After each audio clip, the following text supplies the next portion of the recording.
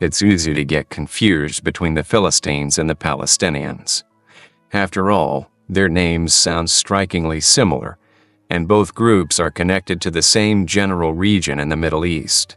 But despite these surface-level similarities, they are not the same people, not historically, not ethnically, and not culturally. This misunderstanding is common even among people who have read the Bible or follow current events in the news. However, once you take a closer look at their backgrounds, it becomes clear that the Philistines and the Palestinians are completely separate groups with very different stories. The Philistines were an ancient people who lived thousands of years ago, during the time of the Old Testament.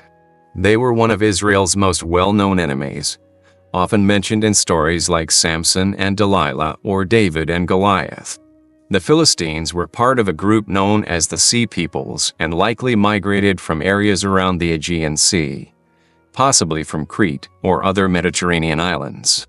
By around the 12th century BC, they had settled along the southern coast of Canaan in cities like Gaza, Ashkelon, and Ashdod.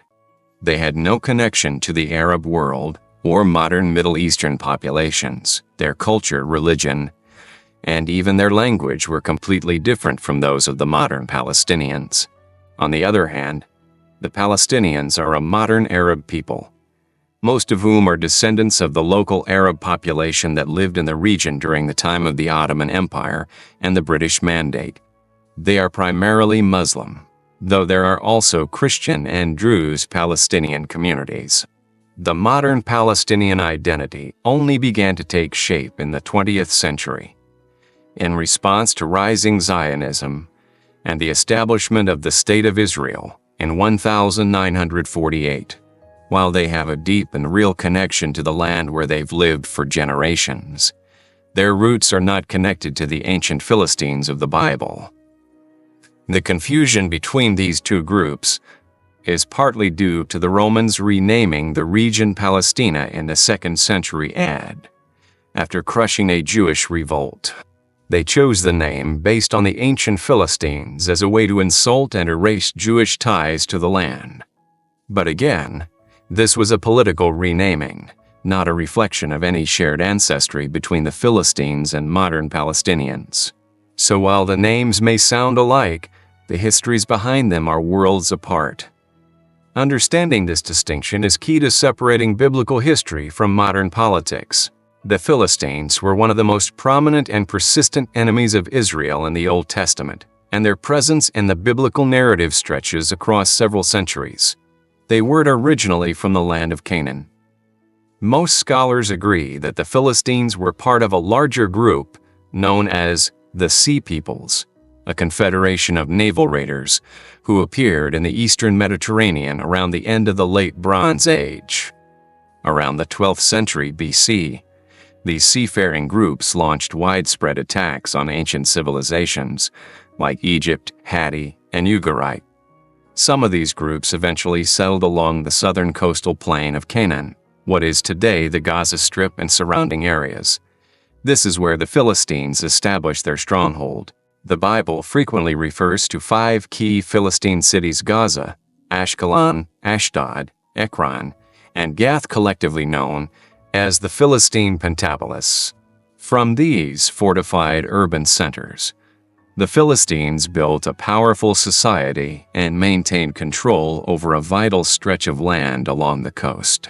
They were highly organized and militarily advanced for their time, particularly in metallurgy.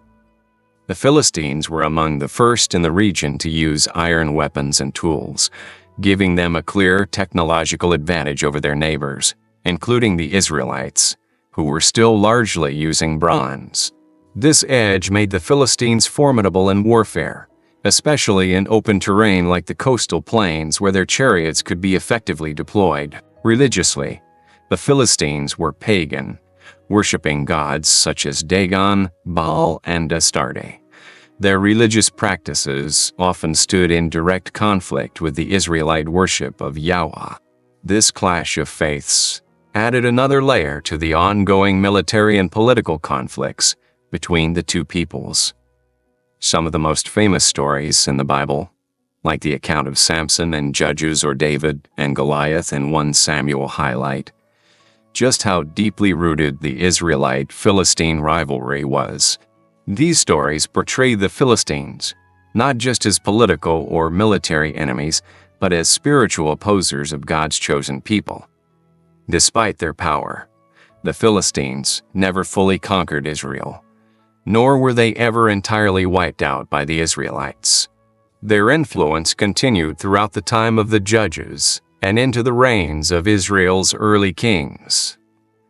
It wasn't until the rise of empires like Babylon that the Philistines faded from history, but during their time they were one of the most feared and powerful groups in the ancient Near East and a constant thorn in Israel's side.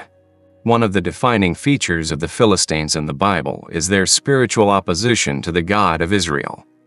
The Philistines were not just enemies in a political or military sense. They represented a completely different worldview and way of life. While the Israelites worshiped Yahweh, the one true God, the Philistines followed a variety of pagan deities, most notably Dagon, Baal, and Astarte-al, so known as Ashtoreth. These gods were associated with fertility, war, and the sea, and their worship often involved rituals and practices that were deeply offensive to Israel's covenant with God. This spiritual divide made the conflict between Israel and the Philistines more than just a territorial struggle. It became a battle between two competing belief systems. The Bible highlights this contrast vividly in several powerful stories. One of the most famous is the story of Samson in the book of Judges, chapters 13-16. Samson was set apart by God before birth and given supernatural strength to help deliver Israel from Philistine oppression. His life was marked by personal struggle, but his mission was clear: to confront the Philistines. The tension reaches a climax when Samson, betrayed and blinded, is brought into the temple of the Philistine god Dagon to be mocked. In a final act of redemption, Samson prays to God and pulls down the temple pillars, killing himself along with thousands of Philistines. This act wasn't just a military blow. It was a symbolic victory of Yahweh over the false god Dagon. Another unforgettable example is the battle between David and Goliath in 1 Samuel 17. Goliath, a giant Philistine warrior, openly mocked the armies of Israel and the God they served. Day after day, he challenged Israel to send out a champion, and no one dared step forward until David, a young shepherd boy, volunteered. Armed with only a sling and a few stones, David declared that the battle belonged to the Lord and struck Goliath down. This moment became a defining image of God's power, overcoming worldly strength and pride. It showed that Israel's victories weren't based on superior weapons or numbers, but on faith in God. Throughout the Old Testament, the Philistines are repeatedly shown as a pagan people who stood against God's purposes. Their idol worship, military aggression, and moral corruption made them a recurring symbol of resistance to divine truth. And yet every time they rose against Israel, God's power ultimately prevailed, reminding his people that no enemy, no matter how strong, could stand against him. Although the Philistines were once a powerful and feared people in the ancient world, their story doesn't end in lasting victory or survival. Over time, their strength faded, and eventually they disappeared from history altogether. After centuries of conflict with Israel, especially during the time of the Judges and the reigns of King Saul and King David, the Philistines continued to exist as a people group, but their influence steadily declined. Their downfall wasn't sudden, but came as a result of repeated military defeats and the rise of far greater empires that swept through the region.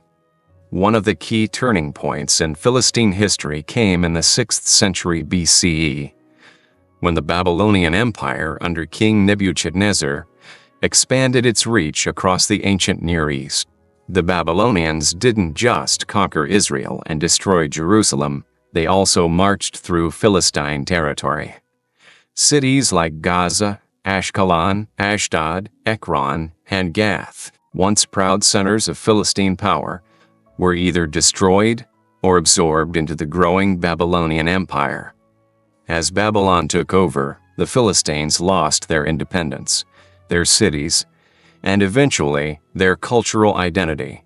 They were no longer mentioned as a distinct people group after this period. Later, during the Persian Empire and then under Greek and Roman rule, the Philistine cities continued to exist, but not as Philistine strongholds. By this time, the people who once called themselves Philistines had likely been assimilated into the surrounding cultures, intermarrying, adopting new languages, religions, and ways of life. As a distinct ethnic group, they simply ceased to exist. Unlike the Israelites, who maintained a strong cultural and religious identity even through exile, the Philistines were unable to preserve theirs under foreign domination. Interestingly, centuries after the Philistines had vanished, the Romans revived their name for political reasons. After crushing a major Jewish revolt in 135 AD, the Roman Emperor Hadrian renamed the province of Judea to Palestina in an effort to erase Jewish ties to the land. He chose the name based on the ancient Philistines, longtime enemies of Israel, even though the Philistines themselves had disappeared hundreds of years earlier. This decision has led to confusion ever since, but it's important to understand that the name Palestine was a Roman invention. It had nothing to do with the original Philistines still existing at that time. So while the Philistines once stood as a major force in the biblical world, they were eventually conquered, scattered, and forgotten. Their cities remained. Their name was revived, but as a people, they were gone, just as the prophets of Israel had foretold. The name Palestine has a long and complicated history, and one of the biggest misconceptions today is that it somehow proves a historical link between the modern Palestinians and the ancient Philistines. In reality, the term Palestine was a Roman invention, introduced over 100 years after Jesus, and long after the Philistines had disappeared from the world stage. After crushing the Bar Kokhba revolt in 135 AD, a major Jewish uprising against Roman rule, the Roman Emperor Hadrian decided to completely erase Jewish identity from the region. As part of that effort, he renamed the province of Judea to Syria Palestina. This name change wasn't random. Hadrian deliberately chose the term Palestina because it was associated with the Philistines, the ancient enemies of Israel from the Old Testament. Even though the Philistines no longer existed as a people group at that time, using their name was a symbolic insult. It was a calculated move to sever the Jewish people from their ancestral homeland by erasing the very name Judea and replacing it with a name tied to their ancient foes. It was, in essence, a political and psychological strategy designed to humiliate the Jewish people and stamp out their connection to the land. But it's important to understand that this new Roman province called Palestina had nothing to do with the Philistines in any meaningful sense. The actual Philistine people had already vanished centuries earlier, after being conquered by Babylon and other empires. The Romans simply borrowed the old name as a tool of empire, not because any Philistines still lived there, and certainly not because there was any surviving Philistine culture. Over the centuries, the name Palestine continued to be used by various empires and foreign rulers, Byzantines, Crusaders, Ottomans, and the British, but it was always a geographical term, not an ethnic one. It referred to the land, not a people. The modern Palestinian identity, which developed much later in the 20th century, is completely separate from the ancient Philistines. The similarity in names is pure coincidence in modern perception, fueled by centuries of shifting languages and political boundaries. So while Palestine may sound like Philistine, and while both are tied to the same region, the use of the name was never about actual continuity between the two groups. It was a Roman renaming tactic, an attempt to erase one people's history by replacing it with the name of another. Understanding that helps us separate historical fact from political myth. The modern Palestinian people are often misunderstood, especially when their identity is mistakenly linked to the ancient Philistines of the Bible. In truth, Palestinians are modern Arab people, with roots primarily in the local Arab population that lived in the region of Palestine during the Ottoman Empire and the British Mandate period in the early 20th century. They are not descended from the Philistines, and they have no ethnic, cultural, or religious connection to that ancient group. The similarity in names Palestinians and Philistines is purely coincidental and often causes confusion. But historically speaking, the two are completely unrelated. During the centuries of Ottoman rule, the people living in the land we now call Israel and the Palestinian territories didn't identify as a separate nation. Instead, they saw themselves as part of the broader Arab world, often identifying more by religion, tribe, or local town than by any national identity. It wasn't until the fall of the Ottoman Empire after World War I and the rise of modern nationalism across the Middle East that a distinct Palestinian identity began to emerge. This identity really began to take shape during the British Mandate of Palestine, 1920–1948. During that time, large numbers of Jewish immigrants began arriving in the region as part of the Zionist movement, which sought to establish a national homeland for the Jewish people. As Jewish immigration increased, especially after the Balfour Declaration of 1917, in which Britain expressed support for a Jewish state, the local Arab population began to organize politically in opposition. In response to Zionism and fears of losing control of the land, Arab residents of the region began to see themselves more clearly as Palestinians, united by a shared concern over land, heritage, and political future. This development had nothing to do with the ancient Philistines. The Palestinians are Arabs. They speak Arabic, practice mostly Sunni Islam, and share the cultural and historical background common across the Arab world. There are also Palestinian Christians who have lived in the region for generations, especially in places like Bethlehem and Ramallah, and they too have played a role in shaping Palestinian society. So while the Philistines disappeared from history long ago, the Palestinian identity is a relatively recent development, shaped by 20th century political realities, especially the conflict over the land with the rising Jewish state. It's important to recognize that modern Palestinians are a people with a real and complex history, but it is not the same story as the Philistines of the Bible. Mixing the two leads to misunderstanding and oversimplifies the modern political situation. While the Philistines and the Israelites clashed in the pages of the Old Testament, the conflict between modern-day Israelis and Palestinians is not a continuation of that ancient war. Instead, it's a deeply complex political, historical, and social struggle rooted in 20th century events, particularly the collapse of the Ottoman Empire, the British Mandate, the Holocaust, the founding of the State of Israel in 1948, and the subsequent displacement and statelessness of hundreds of thousands of Palestinian Arabs. The similarities in names, Philistines and Palestinians, can lead to confusion, but that's where the parallels end. The modern conflict is not a spiritual war between God's people and idol-worshipping enemies, as seen in the Bible. It is a political struggle over land, identity, and national sovereignty, involving two peoples who both claim deep ties to the same land. The Palestinians today are not the enemies of Israel in the biblical sense, nor are they descended from the Philistines. They are a people with their own history, their own suffering, and their own aspirations for freedom, security, and dignity, just as the Jewish people have theirs.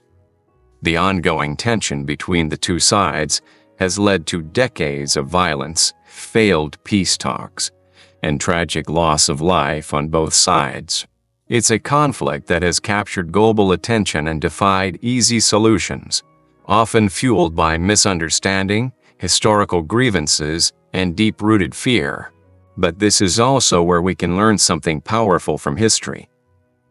The story of the Philistines reminds us that nations rise and fall, and that God ultimately judges the hearts of people, not just their political status. In biblical times, the Philistines were judged not merely because they were enemies of Israel, but because of their idolatry, injustice, and violence.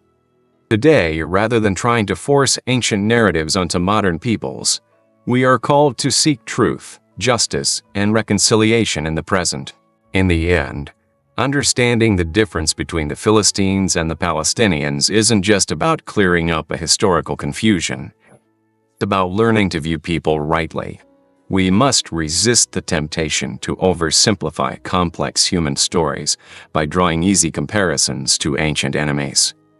God's heart is for all nations, and the Bible calls us to be peacemakers, not just storytellers. If we want to engage meaningfully with the modern Israeli-Palestinian conflict, we need wisdom, compassion, and a willingness to see beyond the headlines and into the humanity of both peoples.